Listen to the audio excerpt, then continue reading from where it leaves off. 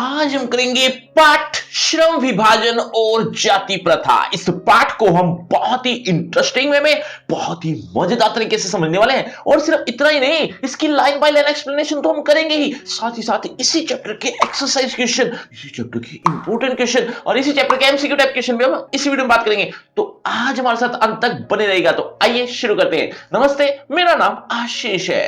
देखो बच्चों, इस पाठ को लिखा है डॉक्टर भीमराव अंबेडकर जी ने। भीमराव अंबेडकर जी ने इस पूरे पाठ में क्या बताया है, दो चार लाइन में मुझसे सुन लो, ताकि जब मैं इसकी लाइन बाय लाइन एक्सप्लेनेशन करूं तो आपको ये पूरा पाठ बहुत अच्छे से समझ में आ जाए। देखो बच्चों, श्रम विभाजन और जाति प्रथा, नाम से काफी कुछ समझ में आ रहा है, लेकिन इसमें एक और वर्ड भी ऐड है। कौन सा? श्रमिक विभाजन। मतलब जाति प्रथा, श्रम विभाजन और श्रमिक विभाजन, इन तीन चीजों के बारे में पूरे पाठ में जिक्र किया है। और ये तीनों चीजें पहले आपको समझनी है, तब जाकर ये पूरा पाठ अच्छे से समझ में आएगा। देखो बच्चों, एक एक करके बात करते हैं। देखो, जाति प्रथा और श्रम विभाजन काफी मिलता जुलता है। किसी जमाने में सबसे पहले श्रम का विभाजन हो गया। कैसे हुआ? मान लो पहले 10 लोग थे, 10 लोगों में से 2 लोग लोहे का काम करने लग गए, 2 लोग कुम्हार यानी कि मिट्टी के बर्तन बनाने लग गए, ऐसे ही 2 लोग सोने का काम करने लग गए। इसी तरह से अलग अलग लोग अलग अलग काम करने लग गए। तो जो एक ही तरह का काम कर रहे थे, जैसे लोहे का काम कर रहे थे, उनको कह दिया कि ये लोहार है, क्योंकि लोहे का काम कर रहे हैं। कोई बड़ी बात नहीं है, कोई बुराई भी नहीं थी। श्रम विभाजन पहले से हो गया था, यानी उनके काम का बंटवारा तो ऑलरेडी हो चुका था, तो उनकी जाति बना दी गई। जाति प्रथा वहीं से आई। मतलब लोहे का काम करने वाले को लोहार कह दिया गया, ऐसे ही सोने का काम करने वाले को सुनार कह दिया गया, मिट्टी के बर्तन बना रहा था तो उसको कुम्हार कह दिया। इस तरह की अलग अलग तरह की जातियां बन गई। यानी पहले श्रम विभाजन आया, श्रम विभाजन के साथ साथ जाति प्रथा अपने आप आ गई। लेकिन धीरे धीरे ये जो जाति प्रथा है, ये किसी टाइम पर किसी को दिक्कत नहीं थी, क्योंकि लोहे का काम करने वाले लोहार थे, सोने का काम करने वाले सुनार थे। यहां तक कोई परेशानी नहीं है, यहां तक कोई दिक्कत नहीं थी। लेकिन धीरे धीरे इस जाति प्रथा ने इतना विकट रूप, इतना बुरा रूप ले लिया कि आज देश को नुकसान होता है। और ये जो मैं आज की बात कर रहा हूं, ये पाठ की बात कर रहा हूं। ये जितनी भी बातें मैंने बोली हैं वो सब पाठ में लिखा हुआ है, और ये सच्चाई भी है। पाठ ये लिखा गया है आज से 100 साल पहले का, मतलब पुरानी बात है। तो ये जितने भी विचार हैं, डॉक्टर भीमराव अंबेडकर जी ने ही लिखे हैं ये विचार। तो ये विचार आज से 100 साल पहले के हैं। 100 के क्या, 150 साल कह सकते हो, 100 सवा 100 साल तो हो ही गए। तो ये पाठ बहुत पुराना है, तो ये विचार भी बहुत पुराने हैं। आज की स्थिति हो सकता है थोड़ी बदल गई हो सकता है थोड़ी बदल गई हो, ऐसा नहीं है कि पूरी तरीके से खत्म हो गई, लेकिन आज की स्थिति में भी ये चीजें हैं। कौन सी स्थिति, वो अब मैं आगे भी बताने वाला हूं। देखो, यहां तक आपको समझ में आ गया श्रम विभाजन और जाति प्रथा है क्या, है ना? यहां तक कोई दिक्कत नहीं थी। लेकिन धीरे धीरे श्रमिकों का भी विभाजन होने लगा। ये सबसे बड़ी बुरी बात थी। मतलब ये श्रमिक विभाजन ले आई ये जाति प्रथा। अब ये श्रमिक विभाजन है क्या? देखो, श्रम विभाजन तो समझ में आ गया कि काम का बंटवारा, जैसे जैसे जिस लोगों ने काम चुना वैसे वैसे काम का बंटवारा हो गया। लेकिन जैसे कोई लोहार है, लोहे का काम कर रहा है, ठीक है, अपनी मर्जी से कर रहा है, लेकिन उसकी आगे आने वाली पीढ़ी, वो जो भी उसके जो बच्चे हैं, वो ऑलरेडी उस काम को उन पर थोप दिया गया। मतलब फॉर एग्जाम्पल, लोहे का काम करने वाला लोहार है, उसके घर में जो बेटा होने वाला है या होगा, अभी गर्भ में ही है, इतना ही समझ लो कि अभी गर्भ में है। लेकिन समाज ने पहले ही डिसाइड कर दिया कि ये जो गर्भ में पल रहा बच्चा है ये लोहार का है, तो ये जब बड़ा होगा तो ये लोहे का काम ही करेगा। इसको सोने का काम, मिट्टी के बर्तन बनाने का काम या कोई और काम करने नहीं दिया जाएगा। क्यों? क्योंकि ये लोहार जाति का है, इसको लोहे का काम ही करना है। ये स्थिति थी, आज ये स्थिति नहीं है या कम है, लेकिन आज से 100, सवा 100, 150 साल पहले यह स्थिति थी। इसीलिए डॉक्टर भीमराव अंबेडकर ने ये पूरी जो कथा, ये जो पूरा जो लेख लिखा है ना, समझाया है। इस लेख को अब हम पढ़ने जा रहे हैं, देखते जाइएगा, सुनते जाइएगा। देखो, यह विडंबना की बात है कि इस युग में भी जातिवाद के पोषकों की कमी नहीं है। मतलब जातिवाद के पोषक हैं, जातिवाद को सही मानने वाले ऐसे लोग आज भी हैं। इसके पोषक कई आधारों पर इसका समर्थन करते हैं। मतलब इसके जो हिमायती हैं, यानी जो इसके पोषक हैं, इसको सही मानते हैं, वो इसका आधार भी देते हैं। मतलब इसको सही मानने का एक तर्क भी रखते हैं। वो क्या?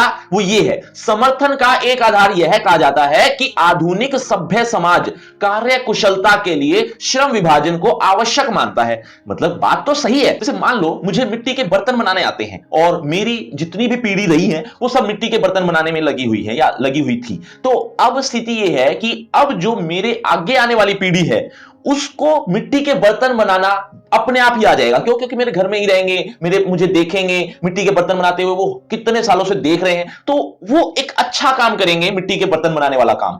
लेकिन दूसरी तरफ कोई और व्यक्ति है जो सोने का काम करता है, या कोई और है, कोई भी किसी भी फील्ड का है, वो अगर मिट्टी के बर्तन बनाने लगेगा तो उसको बहुत ज्यादा टाइम लगेगा, उसको उतना आएगा भी नहीं, उसको कुशलता भी नहीं है उस चीज में। तो ये बात तो सच है कि श्रम विभाजन जो किया है, उसको उसमें कार्य कुशलता वही लोग ले सकते हैं। मतलब एक सभ्य समाज तभी हो पाएगा जब कार्य कुशलता के लिए श्रम विभाजन आवश्यक होगी। मतलब इतना तो समझ में आता है कि मेरे आगे आने वाली पीढ़ी कि मिट्टी के बर्तन बना रही है तो वो अच्छा ही कर पाएगी या ठीक ठाक कर लेगी। लेकिन अगर उसका इंटरेस्ट ना हुआ तो, मतलब यहां तक तो ठीक है कि मेरे आने वाली जो पीढ़ी है उनका इंटरेस्ट अगर मिट्टी के बर्तन बनाने का है तो वहां तक तो ठीक है। लेकिन अगर इंटरेस्ट ही नहीं है तो वो बच्चा कहां जाए? उसका इंटरेस्ट है सोने के काम में, सोना बनाना चाहता है, सोने के काम सीखना चाहता है, लेकिन उसको जबरदस्ती बांध दिया गया कि तू कुम्हार का लड़का है तो तुझे मिट्टी के बर्तन ही बनाने हैं, तुझे सोने के काम में या लोहार के काम में या इसी तरह के और काम में या पढ़ाई लिखाई में, खेती बाड़ी में उसको नहीं जाना।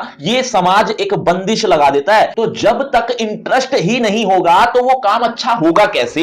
इतना मानते हैं कि कार्य कुशलता यानी उस कार्य को करने में कुशलता, दक्षता यानी परफेक्शन, तो वो तभी आ पाएगी जब आप उसी काम को काफी टाइम से देख रहे हो, सीख रहे हो। यहां तक तो ठीक है, मान लिया कि मैं कुम्हार हूं तो मिट्टी के बर्तन बनाने वाला जो काम करूंगा मैं, वो मेरे आगे आने वाली पीढ़ी भी उसको बहुत अच्छे से सीख सकती है। लेकिन जब इंटरेस्ट ही ना हो तो क्या करे? तो यही बात लिखी हुई है, देखना ध्यान से समझना कि समर्थन जो करते हैं ना जाति प्रथा का, वो एक आधार ये देते हैं कि आधुनिक सभ्य समाज यानी एक अच्छा समाज बनाना है तो कार्य कुशलता के लिए श्रम विभाजन आवश्यक है।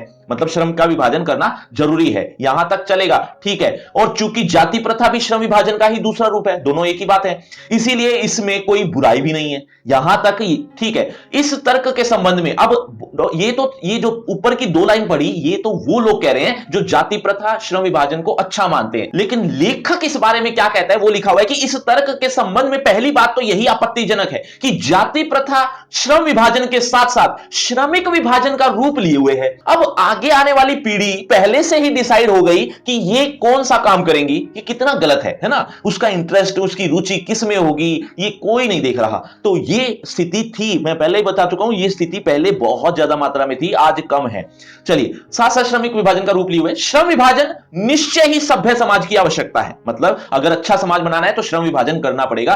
क्यों? क्योंकि अगर श्रम विभाजन का बंटवारा हो जाए तो वो काम अच्छा ही होगा, ऑब्वियस बात है, मानते हैं, निश्चय ही सभ्य समाज की आवश्यकता है। परंतु किसी भी सभ्य समाज में श्रम विभाजन की व्यवस्था श्रमिकों का यानी कि आदमियों का विभिन्न वर्गों में अस्वाभाविक विभाजन नहीं करती, यानी बनावटी विभाजन। ये कोई सभ्य समाज नहीं है, ये अच्छा समाज नहीं बन सकता कि अगर उसे बनावटी विभाजन ही कर दिया, यानी कि पहले से ही डिसाइड कर दिया कि इसका इंटरेस्ट इसमें हो या ना हो लेकिन इसको यही काम करना है, तो ये बहुत गलत हो जाएगा। भारत की जाति प्रथा की एक और विशेषता यह है कि यह श्रमिकों का अस्वाभाविक यानी बनावटी विभाजन ही नहीं कर रही, बल्कि विभाजित विभिन्न वर्ग यानी जो पहले से बांट दिए विभिन्न वर्ग हैं, उनको एक दूसरे की अपेक्षा ऊंच नीच का भी करार देती है, और जो कि विश्व के किसी भी समाज में नहीं पाया जाता। मतलब ये जो जाति प्रथा है ना, ये अस्वाभाविक विभाजन तो कर ही रही है, मतलब पहले से बंटवारा कर दिया लोगों का कि ये वाला काम करेगा, तो ये कर ही रही है, बल्कि विभिन्न वर्गों को एक दूसरे की अपेक्षा ऊंच नीच का करार भी दे रही है, ऊंच नीच का करार भी दे देती है ये जाति प्रथा। यानी ये छोटी जाति,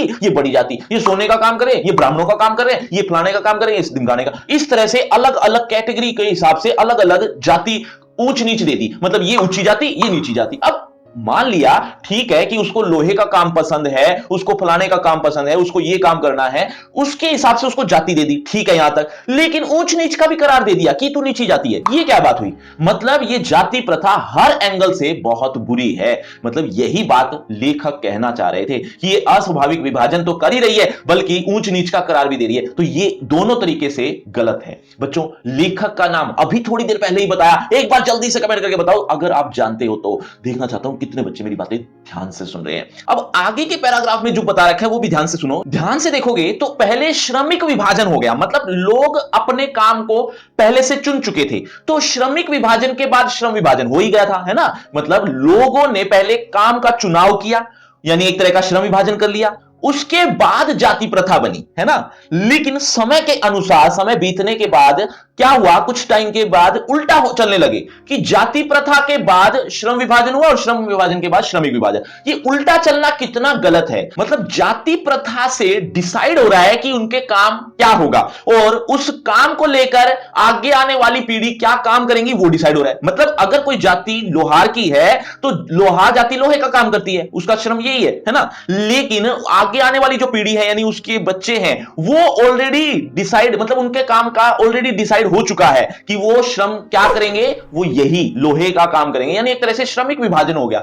जाति प्रथा से शुरू हुआ, लास्ट में श्रमिक विभाजन तक पहुंच गया। कितना गलत है ये, उल्टा होना चाहिए था। श्रमिक विभाजन पहले हो, श्रम विभाजन अपने आप हो जाएगा, उसके बाद जाति बननी चाहिए। इस तरह से चल रहा है, तब तक तो ठीक था, लेकिन ये जब से उल्टा चलने लगा तब से ये गड़बड़ होनी शुरू हो गई। तब उस बात का लेखक विरोध कर रहे हैं। यही बात आगे भी लिखी हुई है, देखो। जाति प्रथा को यदि श्रम विभाजन मान लिया जाए तो यह स्वाभाविक विभाजन नहीं है। क्यों? ये पहले भी बात कर चुके हैं, क्योंकि यह मनुष्य की रुचि पर आधारित नहीं है।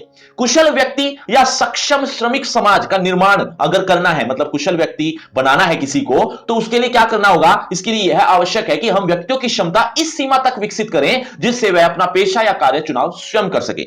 मतलब उसको हर तरीके से एक सपोर्ट की जरूरत है। अगर उसको सुनार का काम करना है, लोहे का काम करने वाले के बच्चे को सुनार का काम करना है, तो उसको छूट दी जाए, उसको अवसर दिए जाए कि तू ये काम सीख। तेरे को अगर ये काम अच्छा लग रहा है तो ये सीख, है ना। खेती बाड़ी अच्छी लग रही है तो खेती बाड़ी कर, कुछ पढ़ना लिखना अच्छा लग रहा है तो पढ़ लिख। जो काम करना है तुझे अवसर मिलेंगे, तुझे कोई भी रोकेगा टोकेगा नहीं। तो तभी तो उसकी कुशलता का पता चलेगा। क्यों? क्योंकि उसका इंटरेस्ट जहां जा रहा है, अगर उसको वही काम करने दिया जाए तो वो कितना अच्छा काम कर सकता है अपनी लाइफ में, कितना देश को आगे ले जा सकता है। फॉर एग्जाम्पल, नीरज चोपड़ा को अगर किसी और काम में व्यस्त कर दिया जाता समाज के द्वारा, तो वो भाला फेंक में कितना कुछ अच्छा कर सकता था। कोई अच्छा नहीं कर पाता। क्यों? क्योंकि उसको मौका ही नहीं दिया गया, उसको छूट दी गई, तभी तो वो देश के लिए गोल्ड लेकर आया। ये बिल्कुल वैसा ही है जैसे 3 इडियट फिल्म में कुछ बातें समझाई गई हैं, तो ये पार्ट वैसा ही है।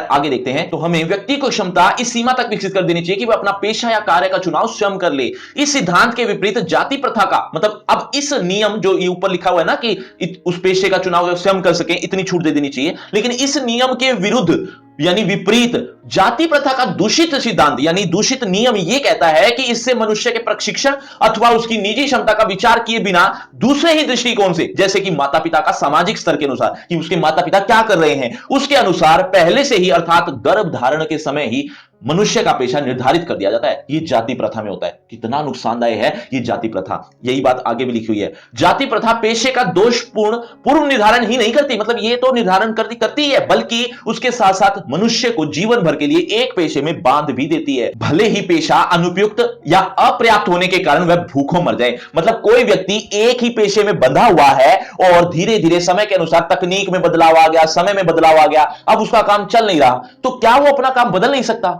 जाति प्रथा कहते हैं कि नहीं बदल सकता, उसे उसी काम में लगा रहना पड़ेगा, चाहे वो भूखा ही क्यों ना मर जाए। तो बेशक उसके साथ अनुपयुक्त काम क्यों ना हो रहे, चाहे वो भूखा ही क्यों ना मर रहा हो, लेकिन उसको ये काम करते रहना पड़ेगा। ये जाति प्रथा कहती है। होता है ना, ऐसी स्थिति आती है। जैसे फॉर एग्जांपल किसी टाइम पर हम लोग मतलब मनुष्य मिट्टी के बर्तनों का प्रयोग बहुत करता था, लेकिन आज स्टील के बर्तन आ गए। तो अब कुम्हार जाति जो मिट्टी के बर्तन बना रही थी, अब तकनीक में परिवर्तन आ गया, समय में परिवर्तन आ गया, क्या वो उसको पेशा बदलने की अनुमति नहीं है? नहीं है। जाति प्रथा यही कहती है। तो इसी बात का विरोध कर रहे हैं लेखक। यही बात आगे भी लिखी हुई है। आधुनिक युग में यह स्थिति प्राय आती ही है। आधुनिक युग में यह स्थिति आती रहती है क्योंकि तकनीक और समय में बदलाव होता ही जा रहा है। क्यों? क्योंकि उद्योग धंधों की प्रक्रिया और तकनीक में निरंतर विकास हो रहा है और कभी कभी अकस्मात परिवर्तन भी हो जाता है, जैसा मैंने उदाहरण में भी बताया, जिसके कारण मनुष्य को अपना पेशा बदलने की आवश्यकता पड़ सकती है। और यदि प्रतिकूल यानी विपरीत परिस्थितियों में भी मनुष्य को अपना पेशा बदलने की स्वतंत्रता ना हो, तो इसके लिए भूखों मरने के अलावा वह क्या चारा रह सकता है? मतलब उसके पास और क्या चारा होगा कि अब वो क्या करे? हिंदू धर्म की जाति प्रथा किसी भी व्यक्ति को ऐसा पेशा चुनने की अनुमति नहीं देती जो उसका पैतृक पेशा ना हो। पैतृक यानी पिता का पेशा ना हो, ये ऐसी कोई अनुमति देती ही नहीं। कौन? जाति प्रथा। कौन सी जाति प्रथा? हिंदू धर्म की जाति प्रथा ऐसी है कि व्यक्ति को अपना पेशा चुनने की अनुमति दे ही नहीं रही। तो ये जो पैतृक पेशा लोग सालों से अपनाए हुए हैं, उसी में लगे हुए हैं, उनको अनुमति मिलनी चाहिए, भले ही वह उसमें कितना ही पारंगत क्यों ना हो। मतलब वो दूसरे कामों में कितना ही पारंगत, कितना ही परफेक्ट क्यों ना हो, कितना ही इंटरेस्ट क्यों ना रखता हो, लेकिन उसको फिर भी उस काम में में नहीं लगाया जाता, उसको काम की अनुमति नहीं दी जाती, बदलने की अनुमति नहीं दी जाती। इस प्रकार पेशा परिवर्तन की अनुमति न देकर जाति प्रथा भारत में बेरोजगारी का एक प्रमुख और प्रत्यक्ष कारण बनी हुई है। मतलब जाति प्रथा काम को बदलने नहीं दे रही, इसका मतलब एक तरह से वो बेरोजगारी को ही आमंत्रित कर रही है। मैं जैसे उदाहरण में बताया कि अगर कोई मिट्टी के बर्तन बनाने वाले का काम नहीं रहा अब, तो अब वो अनुमति नहीं है उसको पेशा बदलने की, तो वो बेरोजगारी है ना। तो जाति प्रथा बेरोजगारी को एक तरह से बढ़ावा ही दे रही है। ऐसा कुछ आगे भी लिखा हुआ है। इस प्रकार हम देखते हैं कि श्रम विभाजन की दृष्टि से भी जाति प्रथा गंभीर दोषों से युक्त है। जाति प्रथा का श्रम विभाजन मनुष्य की स्वेच्छा पर निर्भर नहीं रहता, मतलब वो अपनी इच्छा से काम नहीं कर पाता। मनुष्य की व्यक्तिगत भावना और व्यक्तिगत रुचि का इसमें कोई स्थान या महत्व नहीं रहता। पूर्व लेख ही इसका आधार है, यानी पहले से कोई लिखा गया लेख है, उसमें जाति प्रथा को कुछ बढ़ावा दिया गया था, उसी को लोग मान रहे हैं।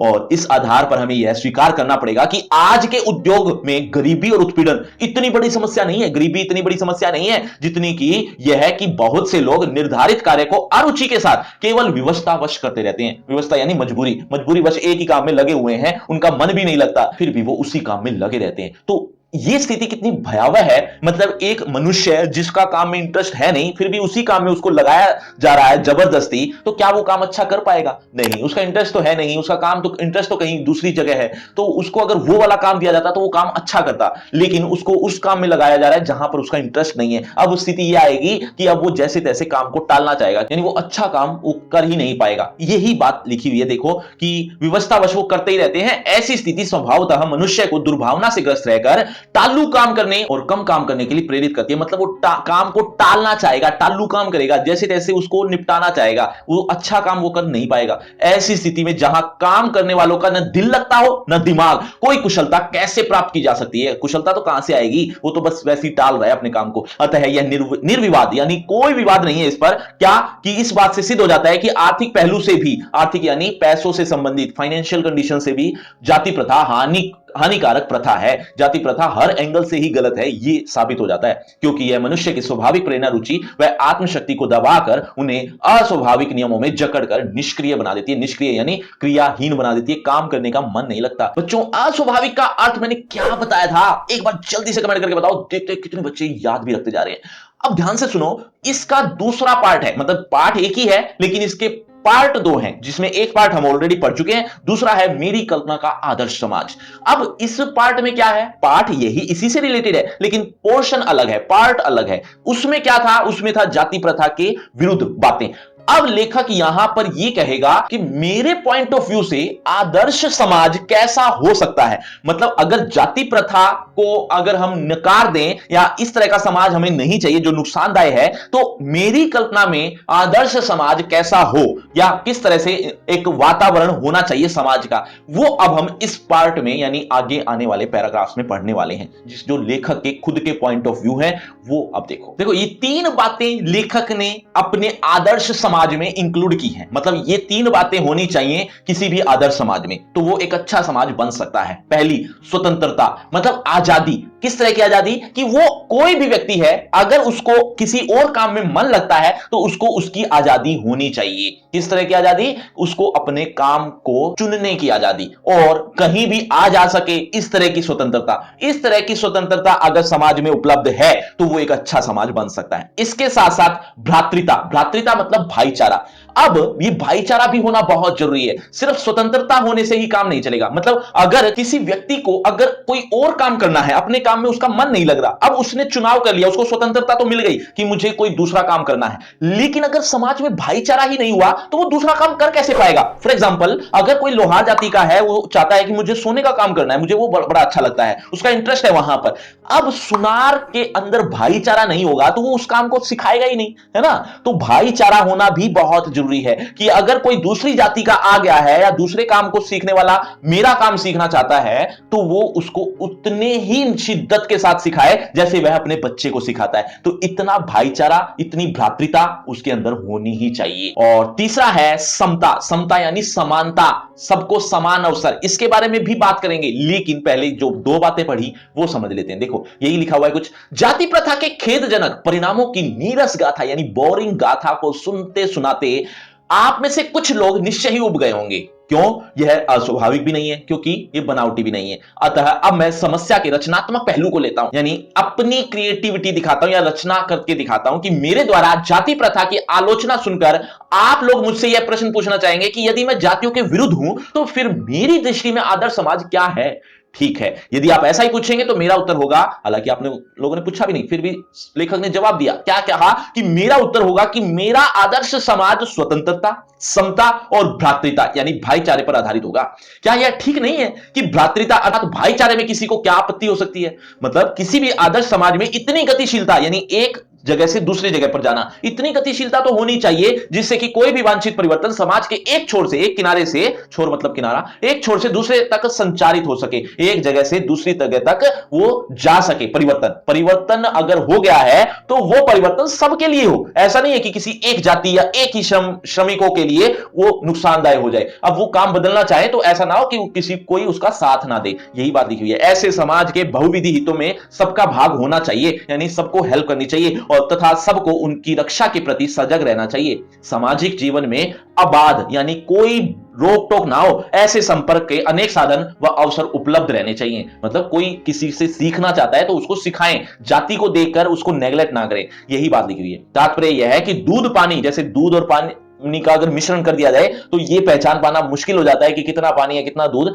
बिना किसी यंत्र के। तो ऐसा ही मिश्रण भाईचारे में होना चाहिए, ऐसा ही दो जातियों के बीच, दो श्रमिकों के बीच होना चाहिए। ये दूध पानी के मिश्रण की तरह भाईचारे का यही वास्तविक रूप है और इसी का दूसरा नाम लोकतंत्र है। लोकतंत्र इसी को तो कहते हैं। लोकतंत्र सिर्फ शासन करने वाली यानी ये जो नेतागण यूज करते हैं इस शब्द का, वही सिर्फ लोकतंत्र नहीं है। लोकतंत्र यही है सबको समान अवसर मिल जाए, तो यही लिखा हुआ है। क्योंकि लोकतंत्र केवल शासन की एक पद्धति नहीं है, शासन का एक तरीका नहीं है। लोकतंत्र मूलतः सामूहिक जीवनचर्या की एक रीति यानी एक ढंग है तथा समाज के सम्मिलित अनुभवों के आदान प्रदान का नाम है। मतलब समाज के सम्मिलित अनुभव, सबका मिलाकर रूप जो अनुभव है उसका नाम है, उसका आदान प्रदान करना ही लोकतंत्र है। इनमें यह आवश्यक है कि अपने साथियों के प्रति श्रद्धा व सम्मान का भाव हो। मतलब कोई साथी सीखने आया है तो उसको श्रद्धा और सम्मान के साथ सिखाया जाए, श्रद्धा और सम्मान होना चाहिए। इसी प्रकार स्वतंत्रता पर भी क्या कोई आपत्ति हो सकती है? मतलब किसी को शायद ही किसी को यह दिक्कत हो कि स्वतंत्रता ना मिलनी चाहिए। तो गमनागमन, किस तरह की स्वतंत्रता? ये लिखा हुआ है, गमनागमन यानी आने जाने की स्वाधीनता, स्वाधीनता यानी स्वतंत्रता, जीवन तथा शारीरिक सुरक्षा की स्वाधीनता। इसके अर्थों में शायद ही कोई स्वतंत्रता पर विरोध करे, है ना।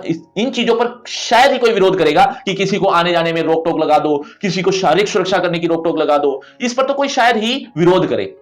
इसी प्रकार संपत्ति के अधिकार, मतलब किसी के पास कोई संपत्ति है उसको उसको सुरक्षित रखना चाहता है, उसका अधिकार उसके पास हो। जीवकोपार्जन यानी जीवन को पालने के लिए, जीवन को कमाने के लिए यानी जीवन को चलाने के लिए आवश्यक औजार अगर चाहिए, किसी को सामग्री चाहिए, उसके रखने के अधिकार, जिससे शरीर को स्वस्थ रखा जा सके, ऐसे अधिकार। इसके अर्थ में स्वतंत्रता पर कोई आपत्ति शायद ही किसी को हो, यानी किसी को स्वतंत्रता पर कोई आपत्ति नहीं हो सकती। तो फिर मनुष्य की शक्ति के, यानी मनुष्य की शक्ति है, उसके अंदर योग्यता है, शक्ति के सक्षम एवं प्रभावशाली प्रयोग की भी स्वतंत्रता क्यों ना प्रदान की जाए? मतलब फिर ऐसा क्यों होता है कि बाकी चीजों में उनको स्वतंत्रता पर कोई आपत्ति नहीं है, लेकिन इस पर आपत्ति हो जाती है? किस पर? इस लाइन में जो लिखा हुआ है कि मनुष्य की शक्ति की योग्यता पर आपत्ति हो जाती है, उसके लिए स्वतंत्रता नहीं है। कि अगर किसी मनुष्य की योग्यता है कि वो बहुत अच्छी खेती बाड़ी करना चाहता है या करना चाहता है, वो कर सकता है, तो उस योग्यता पर सवाल उठा दिया जाता है कि इसको इतनी स्वतंत्रता किसने दे दी कि वो खेतीबाड़ी का काम करे। तो ऐसे समाज से दूर होना चाहिए, ऐसे समाज में जो जाति प्रथा है उससे दूर रहना चाहिए, यही बात लिखी हुई है कि ऐसी स्वतंत्रता भी मिलनी चाहिए। मेरा आदर्श समाज यही कह रहा है कि मनुष्य की शक्ति के सक्षम यानी उसकी योग्यता एवं प्रभावशाली प्रयोग की भी उसको स्वतंत्रता क्यों ना प्रदान की जाए। जाति प्रथा के पोषक जो उसको मानते हैं, जाति प्रथा को अच्छा मानते हैं, ऐसे पोषक जीवन, शारीरिक सुरक्षा और संपत्ति के अधिकार की स्वतंत्रता को स्वीकार कर लेंगे, यहां तक तो स्वीकार कर लेंगे, परंतु मनुष्य की जो योग्यता है एवं प्रभावशाली प्रयोग है इसकी स्वतंत्रता देने के लिए जल्दी से तैयार नहीं होंगे। क्यों? क्योंकि अगर यह स्वतंत्रता दे दी तो इस प्रकार की स्वतंत्रता का अर्थ होगा अपना व्यवसाय चुनने की स्वतंत्रता, जो जाति प्रथा में किसी को भी नहीं है। अब किसी को काम चुनने की भी स्वतंत्रता ना हो तो इसका अर्थ यह है कि उसको गुलाम बना दिया गया, है ना, एक दास बना दिया गया। दासता या ये गुलामी सिर्फ कानूनी पराधीनता नहीं है या कानून से संबंधित ही नहीं है। मतलब कानून में होता है ना, जेल में डाल दिया, उसको गुलाम बना दिया, तो ये सिर्फ वहीं तक तक ही सीमित नहीं है। अगर किसी व्यक्ति को एक ही काम में बांध दिया जाए तो यह भी तो एक गुलामी ही है, कि वो गुलामी ही तो कर रहा है, उसको वो दास ही तो हो गया एक तरह का। तो यही बात लिखी हुई है। तो इसका अर्थ है उसे दास्ता में जकड़ कर रखना होगा। दास्ता यानी गुलामी में जकड़ कर रखना होगा।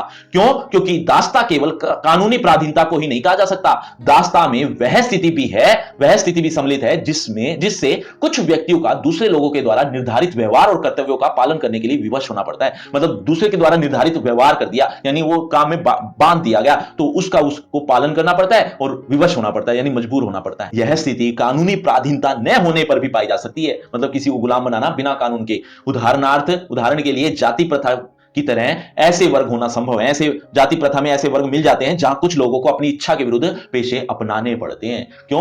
जाति प्रथा यही कह रही है। अब आइए समता पर विचार करें। अब ये समता क्या है? समता का अर्थ होता है समानता। और समानता किस तरह की? जैसे समान व्यवहार करना, समान अवसर देना। अब पहले बात करते थे समान व्यवहार करना। क्या आप सबके साथ समान व्यवहार कर सकते हो या करते हो? आपका जवाब होगा शायद हम करते हैं, लेकिन एक्चुअल में समान व्यवहार कर नहीं सकते। समान व्यवहार हो भी नहीं सकता, होता भी नहीं है, मुश्किल हो जाता है। फॉर एग्जाम्पल, अगर आपके स्कूल में आपके प्रिंसिपल का कोई बच्चा है, आपके स्कूल में पढ़ता है, तो ऑब्वियस बात है उसके साथ थोड़ा सा अलग व्यवहार होता है। टीचर्स भी अलग व्यवहार करते हैं, आप लोग भी अलग व्यवहार कर लेते हैं, थोड़ा व्यवहार अलग हो ही जाता है अपने आप ही, है ना?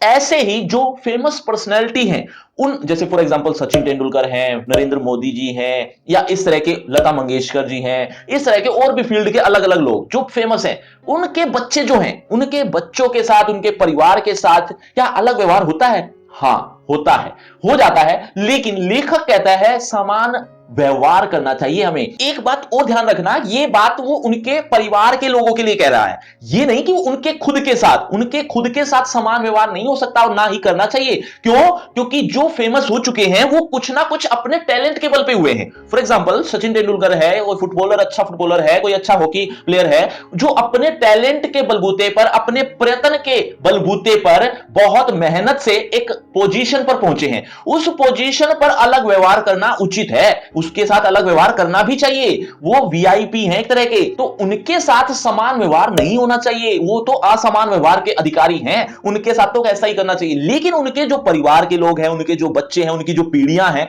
उनके साथ असमान व्यवहार नहीं करना चाहिए। फॉर एग्जांपल, एक बहुत अच्छे सिंगर हैं, नाम कोई भी ले लो, सोनू निगम बहुत अच्छा गाते हैं, लेकिन अब उनके साथ असमान व्यवहार हो रहा है, होता भी है, अच्छी बात है। लेकिन उनका जो बेटा है, उनके जो बेटी है, जो इतने अच्छे सिंगर है भी नहीं, लेकिन उसके साथ असमान व्यवहार हो रहा है। और दूसरी तरफ एक किसान का या किसी मजदूर का बेटा है, वो बहुत अच्छा गाता है, बहुत ही अच्छा। उसको चांसेस क्या मिलेंगे? बॉलीवुड में, हॉलीवुड में गाने के चांसेस कितने मिलने के चांसेस हैं? मिलने के चांसेस शायद बहुत कम है, उसको बहुत प्रयत्न करने पड़ेंगे। जबकि सोनू निगम का जो बच्चा है, वो अब प्रयत्न करे तो वो बहुत आसानी से बॉलीवुड में गा सकता है। क्यों? क्योंकि उसको अवसर समान नहीं मिलेंगे, उसके साथ जो व्यवहार होगा वो समान नहीं होगा। ये बात स्थिति आती ही है। तो इसीलिए लेखक इस बात का विरोध करते हैं, या इस बात को एक तर्क के साथ साबित करते हैं कि दोनों बच्चों को समान अवसर दिए जाएं और उन दोनों में जो आगे निकले वो आगे जाए, उसका टैलेंट आगे जाए, उसके साथ असमान व्यवहार हो। ऐसा ना हो कि पहले से ही असमान व्यवहार करना शुरू कर दिया, इस तरह से तो वो लोग आगे चले जाएंगे जिनके परिवार में कोई ना कोई बहुत अच्छा करके गया है। तो कहने का भाव, सबको समान अवसर मिलने चाहिए, सबके साथ समान व्यवहार होना चाहिए। यही बात अब यहां लिखी हुई है। इसके अलावा एक दो बातें और भी हैं, वो भी बताऊंगा, बस इतना ही था। अब आइए समता पर विचार करते हैं। क्या समता पर किसी को आपत्ति हो सकती है? फ्रांसीसी क्रांति के नारे में तो समता ही शब्द विवाद का विषय रहा है। समता यानी समानता। समता के आलोचक यह कह सकते हैं कि सभी मनुष्य बराबर नहीं होते भी नहीं है। कोई फेमस पर्सनैलिटी है, अपने प्रयत्न से बहुत अच्छा कर गया, तो वो समान व्यवहार करने के अधिकारी नहीं है, तो सब मनुष्य बराबर नहीं होते। उनका यह तर्क वजन भी रखता है, यानी मान लिया जाता है, ठीक है, अच्छी बात है। लेकिन तथ्य होते हुए भी यह विशेष महत्व नहीं रखता। क्यों? क्योंकि शाब्दिक अर्थ में समता असंभव होते हुए भी यह एक नियामक सिद्धांत है, यानी ये दिशा देने वाला विचार है। ये एक ऐसा नियम है जिसको फॉलो किया जा सकता है, एक अच्छा नियम माना जा सकता है इसको। किसको? समता को। मनुष्य की क्षमता तीन बातों पर निर्भर करती है, यानी उसकी जो योग्यता है वो तीन बातों पर निर्भर करती है। इसको समझ लो, बस काफी हद तक समझ जाओगे, पूरे पाठ ही समझ जाओगे एक तरह से।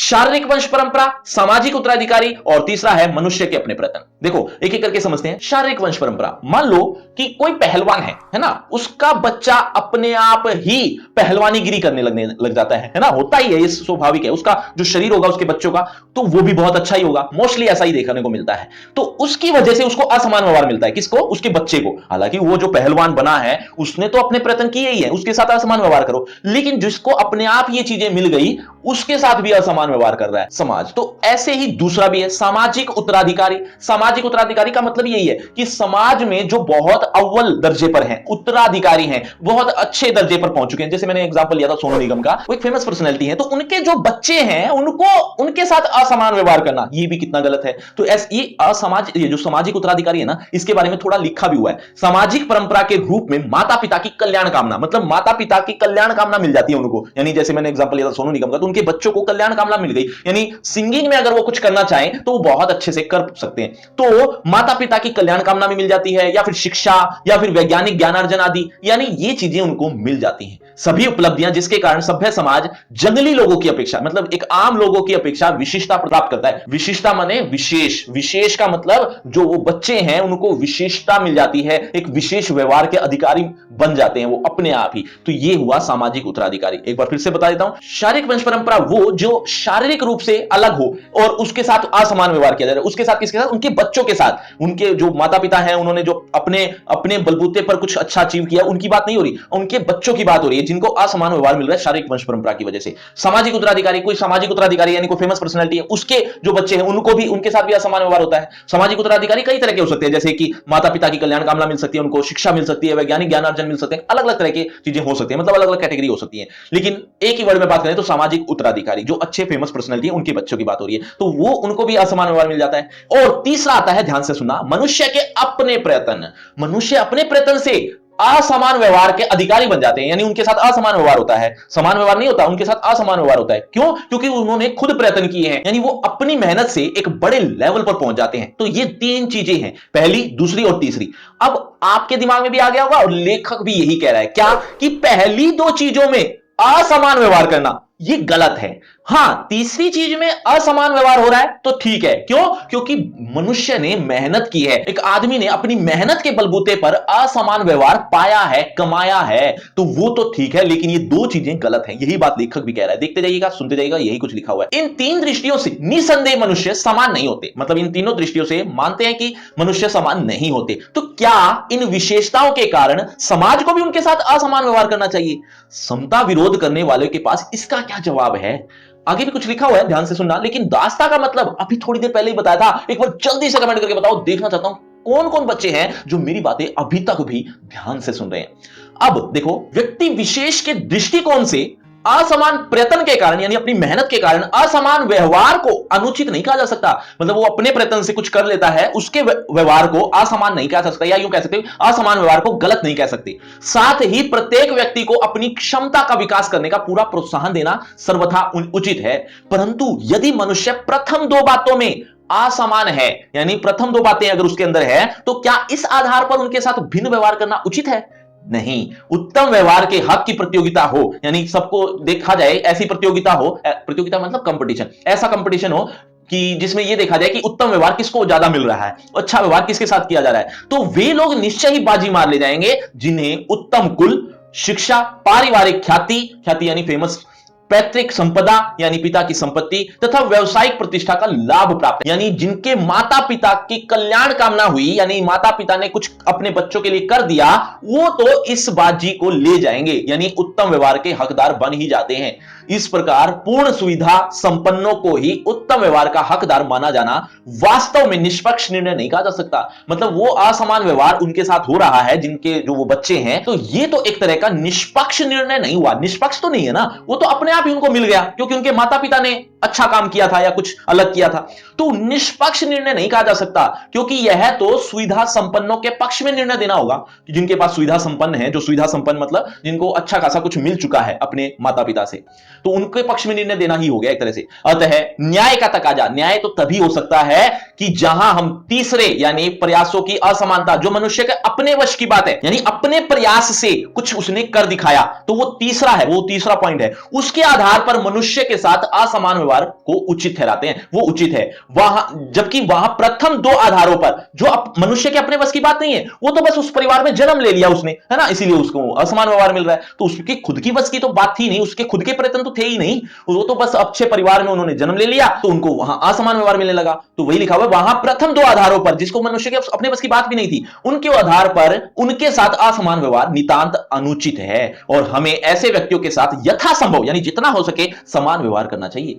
दूसरे शब्दों में, समाज की यदि अपने सदस्यों से अधिकतम उपयोगिता प्राप्त करनी है, ये मैंने ऑलरेडी आपको समझाया था कि दो बच्चे हैं, एक उत्तम परिवार के हैं, एक थोड़े कम गरीब या मजदूर तबके के हैं, तो उनका अगर अच्छे से देखना है कि कौन टैलेंटेड है, तो उनको समान अवसर दिए जाए, तब जाकर पता चलेगा कि टैलेंट किस में ज्यादा है, और तभी वो जिसमें ज्यादा टैलेंट होगा वो आगे जाएगा और समाज को, देश को अच्छा एक प्रतिनिधि मिल पाएगा, यानी एक अच्छा कैंडिडेट मिल पाएगा। अगर वो जो टैलेंटेड इतना था भी नहीं, लेकिन अपने माता पिता की कल्याण कामना से वो आगे पहुंच जाता है, वो हमारे देश के लिए करेगा क्या, वो हमारे देश का कैसे प्रतिनिधित्व करेगा? तो यही बात लिखी हुई है, देखते जाइए। दूसरे शब्दों में, समाज को यदि अपने सदस्यों से अधिकतम उपयोगिता प्राप्त करनी है, तो यह तो संभव है कि जब समाज के सदस्यों को आरंभ से ही समान अवसर और समान व्यवहार उपलब्ध कराए जाएं, तब जाकर पता चलेगा कि किसमें ज्यादा टैलेंट है। समता का औचित्य यहीं पर ही समाप्त नहीं होता, इसका और भी आधार उपलब्ध है। मतलब एक उदाहरण है हमारे सामने, जिससे पता चलेगा कि इस तरह से समान व्यवहार होना चाहिए। वो उदाहरण क्या है? वो उदाहरण है एक नेता का। नेता जब भाषण देता है या नेता जब अपने स्टेज पर होता है, तो उसके सामने हजारों लाखों लोग भी होते हैं, तो क्या वो अलग अलग व्यवहार करता है कि ये कैटेगरी अलग है, या ये जाति अलग है, ये फलानी जाति है, या ये अच्छे परिवार के घर के लोग हैं? क्या वो अलग अलग व्यवहार करता है? नहीं, वो अलग अलग व्यवहार करता नहीं है, और ये भी कह सकते हैं कि अलग अलग व्यवहार वो कर भी नहीं सकता, उसके बस की बात ही नहीं है। क्यों? क्योंकि इतने हजारों लोगों से अलग अलग व्यवहार करना पॉसिबल ही नहीं है। तो ऐसा ही कुछ उदाहरण लिखा हुआ है, देखिए। समता का औचित्य यहीं पर समाप्त नहीं होता, इसका और भी आधार उपलब्ध है। एक राजनीतिज्ञ पुरुष का बहुत बड़ी जनसंख्या से पाला पड़ता है। अपनी जनता से व्यवहार करते समय राजनीतिज्ञ के पास ना तो इतना समय होता है, ना प्रत्येक के विषय में इतनी जानकारी ही होती है, जिससे वह सबकी अलग अलग आवश्यकताओं और क्षमताओं के आधार पर वांछित यानी जैसा वो चाहता है वैसा व्यवहार अलग अलग कर सके। वैसे भी आवश्यकताओं और क्षमताओं के आधार पर भिन्न व्यवहार कितना भी आवश्यक और औचित्यपूर्ण क्यों ना हो, मानवता की दृष्टिकोण से यानी मानव के दृष्टिकोण से समाज दो वर्गों और श्रेणियों में नहीं बांटा जा सकता। यह कोई इंसानियत नहीं है। ऐसी स्थिति में राजनीतिज्ञ को अपने व्यवहार में एक व्यवहार्य सिद्धांत, यानी एक ऐसा सिद्धांत जिसको व्यवहारिक कह सकते हैं, व्यवहार्य सिद्धांत कह सकते हैं, एक सिद्धांत मतलब नियम, तो व्यवहार्य सिद्धांत की आवश्यकता रहती है। और यह व्यवहार्य सिद्धांत यही होता है। कौन सा व्यवहार्य सिद्धांत? कि सब मनुष्यों के साथ समान व्यवहार किया जाए, यह है व्यवहार्य सिद्धांत। राजनीतिज्ञ यह व्यवहार इसलिए नहीं करता कि सब लोग समान होते हैं, वो इसलिए नहीं कर रहा कि सब लोग समान है मेरे लिए, वह इसलिए कर रहा है क्योंकि, बल्कि इसीलिए कि वर्गीकरण यानी वर्गों में विभक्त करना और श्रेणियों में विभक्त करना यानी कैटेगरियों में डिवाइड करना, यह संभव होता मतलब संभव नहीं है। कहने का मतलब यही था कि ये चीजें संभव नहीं हो सकती, इसीलिए वो ऐसा व्यवहार कर रहा है। इस प्रकार समता जबकि काल्पनिक जगत की वस्तु है, मतलब ये व्यवहार में लाना इतना आसान नहीं है, ये सिर्फ कल्पना में ही हो सकती है। तो ये समता जो कि काल्पनिक जगत की वस्तु है, फिर भी राजनीतिज्ञ को सभी परिस्थितियों को दृष्टि में रखते हुए उसके लिए यही मार्ग भी रहता है, क्योंकि यही व्यवहारिक भी है और यही उसके व्यवहार की एकमात्र कसौटी भी है। मतलब ये एक कसौटी है, एक जांच का आधार है कि एक राजनीतिज्ञ कैसा है, वो सबके साथ समान व्यवहार कर रहा है, ये बहुत बड़ी बात हो जाती है। यानी इससे भी पता चल जाता है कि नेता कैसा है। श्रम विभाजन और जाति प्रथा, ये अगर आप सोच रहे हो कि ये पार्ट खत्म हो गया, जी नहीं, अभी तो आपको इसके इंपॉर्टेंट क्वेश्चन, एक्सरसाइज क्वेश्चन और एमसीक्यू टाइप क्वेश्चन भी तो पढ़ने होंगे ना। तो ये मिलेंगे कहां? ये मिलेंगे बच्चों, लेकिन मिलेंगे डिस्क्रिप्शन बॉक्स में। सबसे ऊपर एक लिंक दिया, लिंक का नाम रखा है free crash course for 12th class. कुछ इस तरह से जैसा आप देख रहे हैं, यहां आपको तीनों चीजें एक ही पेज पर एक ही जगह पर देखने को मिल जाएंगी, तो इस लिंक को जरूर क्लिक कर लेना। लेकिन उससे पहले होगा आपका इसी टॉपिक से रिलेटेड एक छोटा सा टेस्ट देखना चाहता हूं। इस टॉपिक को आपने कितने अच्छे समझा। अगर आप इस टॉपिक को अच्छे समझ चुके तो आप देखिए जरा किसने कितना पढ़ा। पहला प्रश्न आपकी स्क्रीन पर ये रहा। जाति प्रथा व्यक्ति को जीवन भर के लिए किससे बांध देती है? बच्चों, हर प्रश्न के बाद आपको 5 सेकंड मिलेंगे आंसर देने के लिए। आप अपना आंसर कमेंट करते रहना, एंड में देखना चाहता हूं किसके कितने आंसर ठीक हुए। जाति प्रथा व्यक्ति को जीवन भर के लिए किससे बांध देती है? आपके ऑप्शन आपकी स्क्रीन पर। ए, एक ही व्यवसाय से, बी, अनेक व्यवसाय से, व्यवसाय बदलने से, या डी, व्यवसाय छोड़ने से। आपके 5 सेकंड। 5 4 3 2 1 0। सही उत्तर ऑप्शन ए। चलिए बच्चों, अगले प्रश्न की तरफ। अगला प्रश्न आपकी स्क्रीन पर। जाति प्रथा से व्यक्ति को कौन सा पेशा मिलता है? आपके ऑप्शन पैतृक पेशा, स्वतंत्र पेशा, उच्च पेशा, या तकनीक पेशा। 5 4 3 2 1 0। सही उत्तर ऑप्शन ए, पैतृक पेशा। चलिए बच्चों, अगले प्रश्न की तरफ। अगला प्रश्न। लेखक ने आदर्श समाज में कितने तत्वों की चर्चा की है? आपके ऑप्शन 1 2 3 या 4। 5 4 3 2 1 0। सही उत्तर ऑप्शन सी, 3। चलिए बच्चों, अगले प्रश्न की तरफ। अगला प्रश्न। लेखक के अनुसार दास्ता का संबंध किससे नहीं है? आपके ऑप्शन समाज से, कानून से, शिक्षा से, धन से। थोड़ा सोच समझ कर जवाब देना। 5 4 3 2 1 0। सही उत्तर ऑप्शन बी। तो बच्चों, ये है आपका रिपोर्ट कार्ड, ध्यान से देख लीजिए, पढ़ लीजिए। और हाँ, आपके टोटल मार्क्स कितने हैं ये कमेंट करना मत भूलना। और आपकी क्लास से रिलेटेड एक फ्री क्रैश कोर्स आ गया जो कि बिल्कुल फ्री है, लिंक आपको डिस्क्रिप्शन में सबसे ऊपर मिल जाएगा। इस फ्री क्रैश कोर्स में आपको आपकी क्लास से related A to Z syllabus एक ही पेज पर देखने को मिल जाएगा, आपको कहीं भी भटकने की जरूरत नहीं पड़ेगी। तो इस लिंक को जरूर क्लिक कर लेना। और अगर आपको मुझसे पर्सनल बातचीत करनी है तो सभी सोशल मीडिया के लिंक डिस्क्रिप्शन बॉक्स में आ जाइए, बातचीत करते हैं। शुक्रिया, धन्यवाद।